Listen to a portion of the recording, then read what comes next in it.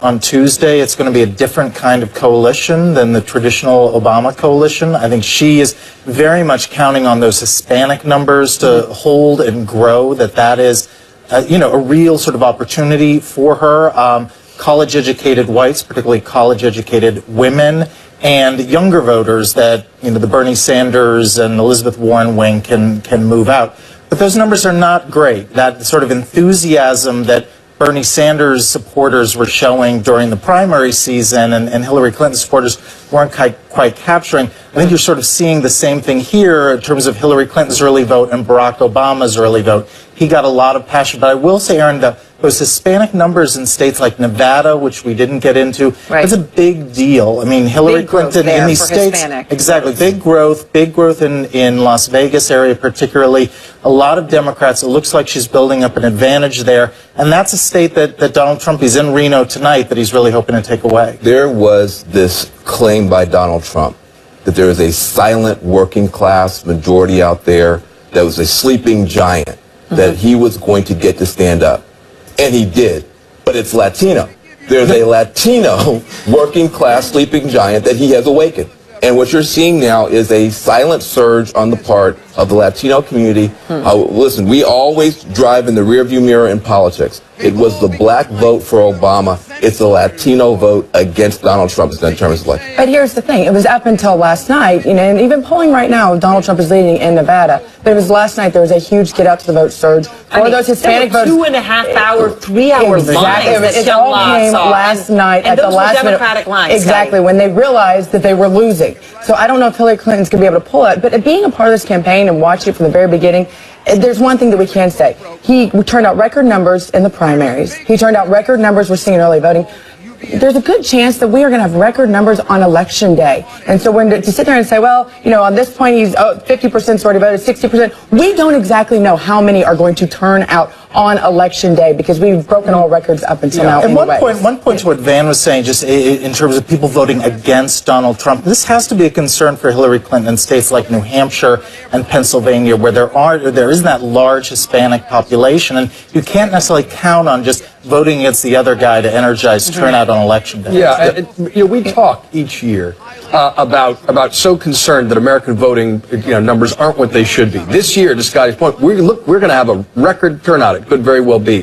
The problem is it's going to be a negative wave. But so many people who are coming out are voting to stop the other person rather than simply support their own candidate on the policies. That's a different kind of problem than we've faced in the past. When it comes to turnout, too, one thing that really matters, right? We're talking about African-American community, we're talking about Hispanic community, is young people, right? They were fired up about Bernie Sanders. They do support in every poll Hillary Clinton, but that doesn't mean that they actually care enough to go vote for her, right? There's a big difference. That's part of the reason why she was with Jay-Z last night, part of the reason she's with Katy Perry tonight. Jay-Z, Beyonce, Katy Perry, let me just go through some of the other names that she's reaching out to. LeBron James, Jennifer Lopez, Miley Cyrus, right? This is all trying to get at that cross-section of diversity. Awesome. But she's got James. She's got a music award. You want to do a music award? Great. What about the American program? And she's got James Taylor in New Hampshire, so that works perfectly for that age group. This is the hits list. She also has President Obama at the University of Michigan, which, has a crappy football team, but has... I'm a State fan. I have to. But here's one thing. My niece texted me the other day, and she said the majority of college students are voting absentee. They're not voting there in those districts. So people are just assuming, like North Carolina, that within the triangle there, that those students are voting in North Carolina. A lot of those students are absentee ballots from other states that will not be necessarily counted until the very end if there's a need for them to be involved. Hillary Clinton had to, with millennials, overcome two problems. One is all the heartburn from the Sanders race. We can talk about that. But there's another problem, which is that Obama himself was just so cool. And so there was a coolness factor to voting for him. Hillary Clinton is not cool. She's a good nerd, she's a policy wonk, but there's no cool factor to that. Except for her pantsuits, as she herself jokingly says. Now everybody's got the pants. I'm going to get a pantsuit.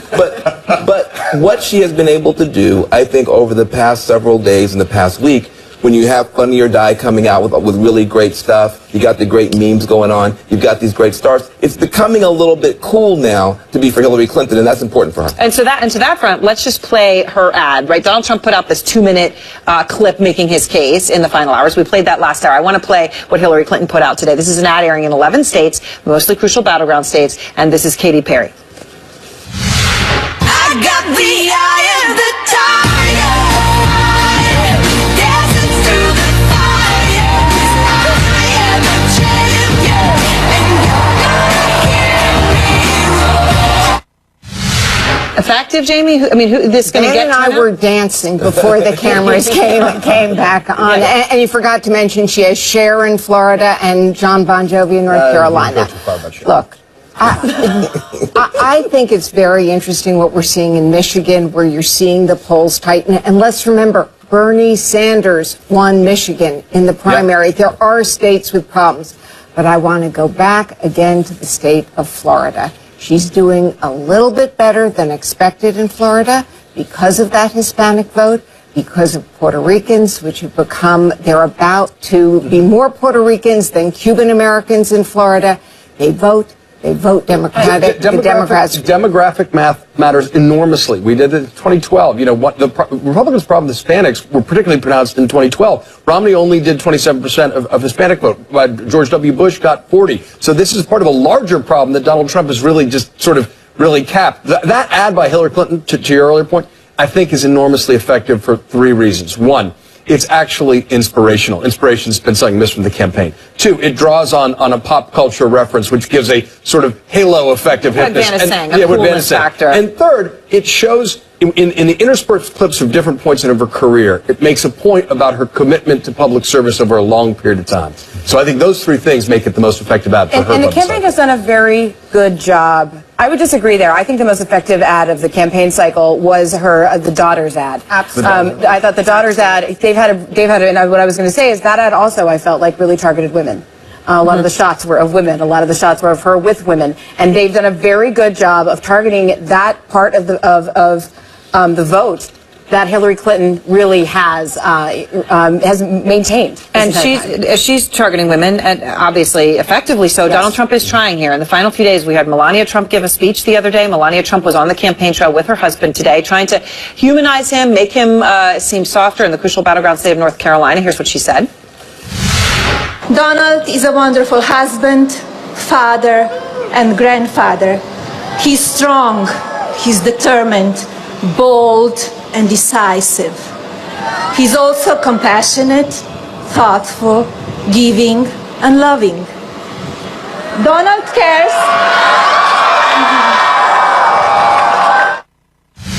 Effective, Patrick?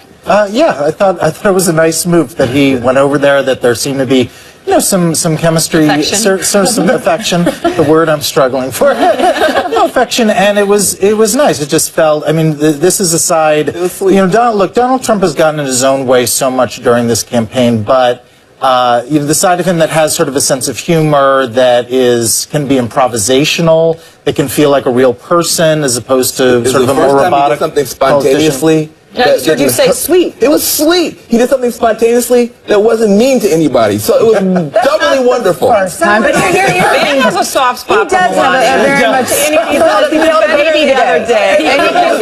He's doing all the right things on this It's side. about time, without insulting it. Well, No, but it is.